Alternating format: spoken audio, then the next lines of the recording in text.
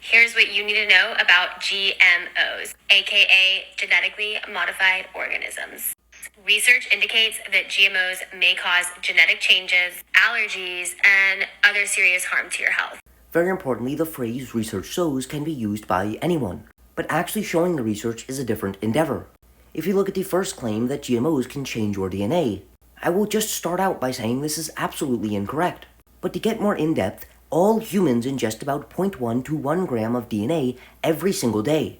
Because, just like humans, animals, and plants contain DNA as well. And there's absolutely no evidence that DNA from GMO crops have a greater propensity to be uptaken and integrated into our DNA. In fact, other than plausibly damaging DNA, which there is no evidence that GMO crops do that either, it is essentially impossible for any food to actually change our DNA. It was at one point hypothesized that GMO foods might be more allergenic than non-GMO foods, because if you add proteins into foods, it may produce a new protein that the original crop did not have that might have an allergenic potential. But at the moment, there is no evidence that GMO foods have an increased allergenicity compared to conventionally grown crops. And when it comes to any other adverse health effects, there is no evidence that GMO foods are any more risky than conventionally grown crops. The other thing many people are nervous about is that GMO crops might increase chemical pesticide use. With that being said, on average, GMO technology has reduced chemical pesticide use by 37%. It has also increased crop yields by 22% and well-deservedly increased farmer profits by 68%. With that being said, not all GMO foods are exactly the same. And I would be remiss not to mention that certain crops, referred to as Roundup-ready crops, because they're essentially resistant to the use of glyphosate, might end up in the long run getting more glyphosate exposure.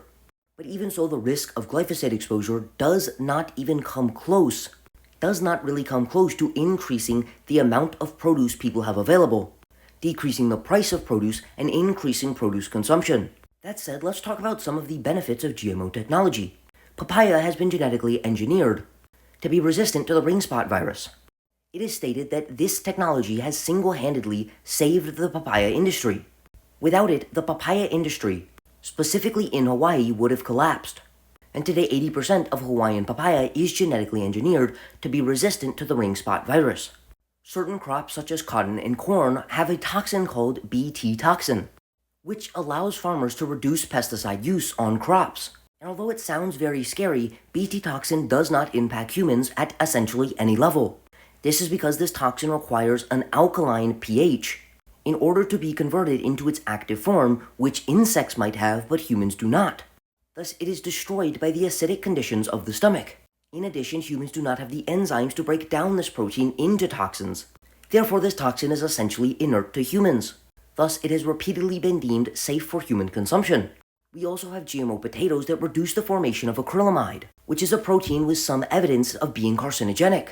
We have non-browning GMO apples that may not only increase the amount of healthy apples that we have available, but may also incentivize people to buy them because they are less likely to go bad when sitting at their house.